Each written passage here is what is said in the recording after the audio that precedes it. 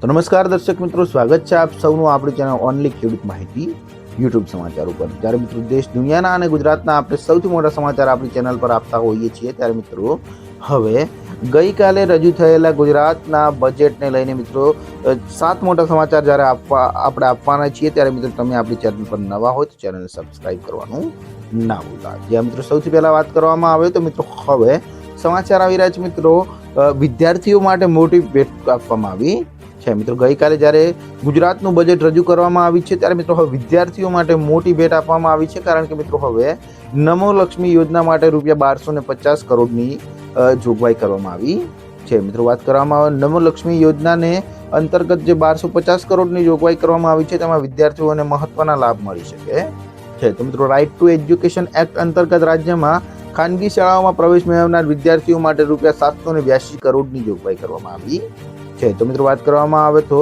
અન્ય ખબરની તો મિત્રો નમો સરસ્વતી વિજ્ઞાન સાધના યોજના અંતર્ગત અંદાજે રૂપિયા 2,50,000 વિદ્યાર્થીઓને સહાય માટે 250 કરોડ એટલે કે 250 કરોડની જોગવાઈ કરવામાં આવી છે। તો મિત્રો હવે એસટી નિગમની બસોની મુસાફરી કરતા વિદ્યાર્થીઓના બસ પાસ ફ્રી કન્સેપ્શન માટે રૂપિયા 223 કરોડની જોગવાઈ કરવામાં આવી છે। મિત્રો વાત કરવામાં આવે તો હવે મુખ્યમંત્રી યુવા સ્વાવલંબન યોજના MYSY અંતર્ગત અંદાજે 78,000 વિદ્યાર્થીઓને સહાય આપવા માટે રૂપિયા 410 કરોડ રૂપિયાની પણ સાથે સાથે જોગવાઈ કરવામાં આવી છે। ત્યારે મિત્રો હવે વિદ્યાર્થીઓ માટે સરકારશ્રી દ્વારા મહત્વની જાહેરાત કરવામાં આવી છે। ત્યારબાદ મિત્રો અન્ય મોટા સમાચારની વાત કરવામાં આવે તો મિત્રો હવે બજેટમાં પોતાના ઘર મળશે। જે હા મિત્રો વાત કરવામાં આવે તો હવે સરકારી આવાસને પ્રોત્સાહન અપાશે, સાથે સાથે મિત્રો નાણામંત્રીએ સરકારી આવાસને વેગ આપવા પર ફોકસ કર્યું છે। મિત્રો ગુજરાત બજેટ 2025માં ગુજરાતના ગરીબો માટે 3 લાખ આવાસ બનાવવાની જ્યારે જાહેરાત કરવામાં આવી છે, તો મિત્રો શ્રમિક બસેરા યોજના હેઠળ રૂપિયા 200 કરોડની ફાળવણીની જાહેરાત કરવામાં આવી છે। ત્યારે મિત્રો હવે આવાસ ખરીદવા પર સરકારે 1.70 લાખ રૂપિયાની સબસિડી આપશે, જે ખૂબ જ મોટા અપડેટ મળી રહ્યા છે।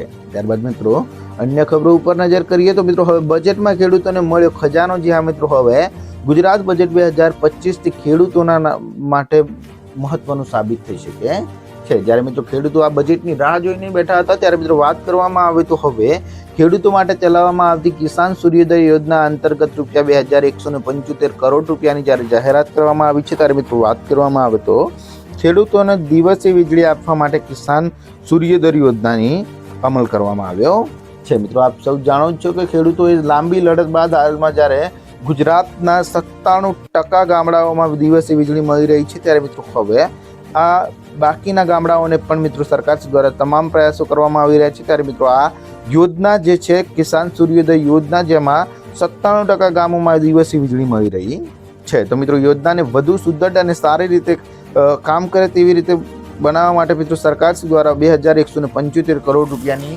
ફરીથી એકવાર જોગવાઈ કરવામાં આવી છે, જેથી મિત્રો આ યોજના છે તે સુદૃઢ રીતે કામ કરી શકે।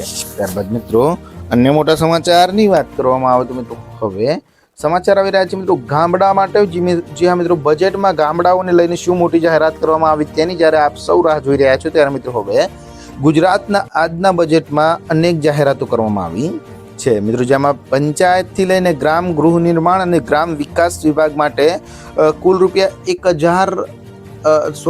13,772 કરોડ રૂપિયાની જ્યારે જોગવાઈ કરવામાં આવી છે, ત્યારે મિત્રો હવે ગામડાઓને ડિજિટાઇઝેશન માટે જ્યારે સરકાર દ્વારા અને પ્રધાનમંત્રી મોદી દ્વારા અનેક પ્રયાસો કરવામાં આવી રહ્યા છે, ત્યારે મિત્રો હવે નાણામંત્રીએ કહ્યું છે કે અમારી સરકાર ત્રિસ્તરીય પંચાયતી રાજના માળખાને સુદૃઢ બનાવવા માટે અને ગ્રામ, તાલુકા અને જિલ્લા પંચાયતના મકાનોનું નવીનીકરણની સાથે સાથે જે રેકોર્ડ છે તેનું મોડર્નાઇઝેશન અને ટેકનોલોજીનો મહત્તમ ઉપયોગ કરી ગામડાઓના સર્વાંગી વિકાસ માટે જરૂરી પગલાં લઈ રહી છે। તો મિત્રો આપ સૌ જાણો છો કે દરેક ગામમાં હાલમાં વાઈફાઈની સુવિધા પણ સરકાર દ્વારા જ્યારે પૂરી પાડવામાં આવી છે, સાથે સાથે અન્ય સુવિધાઓ પૂરી પાડવામાં આવે તેના માટે મિત્રો હવે 13,772 કરોડ રૂપિયાની જોગવાઈ કરવામાં આવી છે।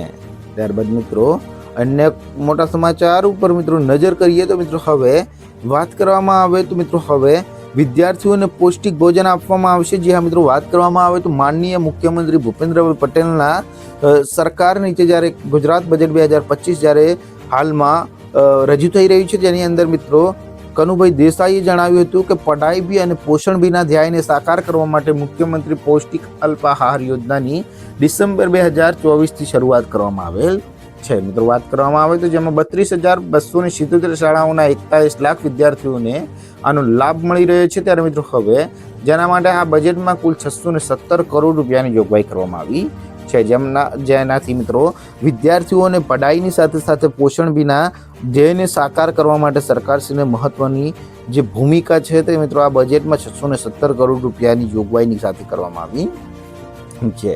ત્યારબાદ મિત્રો અન્ય મોટા સમાચારની વાત કરવામાં આવે તો મિત્રો હવે સમાચાર આવી રહ્યા છે. મિત્રો હવે સરકારી કર્મચારીઓને હાજરીને લઈને સરકારશ્રી દ્વારા મોટો નિર્ણય લેવામાં આવ્યો છે. જ્યાં મિત્રો હાલમાં દરેક સેન્ટર હોય જેમ કે આધાર કાર્ડ હોય, તાલુકા પંચાયતો કે જિલ્લા પંચાયતમાં ઘણા બધા કર્મચારીઓ પોતાના કામની નિષ્ઠાવાન રીતે નથી નિભાવતા હોતા અને સમયસર પહોંચતા બી નથી હોતા તેવા અનેક પ્રશ્નો હાલમાં આવતા હોય છે. તો મિત્રો સરકારી કર્મચારીઓને હાજરીને લઈને સામાન્ય વહીવટ વિભાગે મહત્વનો આદેશ કર્યો છે, જેમાં મિત્રો વાત કરવામાં આવે તો કર્મચારીઓએ સમયસર ઓફિસ પહોંચવું પડશે. તો મિત્રો વાત કરવામાં આવે તો સવારે 10:40 સુધી ઓફિસ કર્મચારીઓએ પહોંચવાનો જે સમય છે ત્યારે મિત્રો આ સમય દરમિયાન તેમને પહોંચવું પડશે. તો મિત્રો સાંજે 6:10 પહેલાં જે છે તે ઓફિસ છોડી શકશે નહીં. અને મિત્રો સરકારી કર્મચારીઓની જે લાલિયાવાડી છે તે મિત્રો હવે નહીં ચલાવવામાં આવે. સાથે સાથે મિત્રો વાત કરવામાં આવે તો જે સવારે સમય કરતાં વહેલા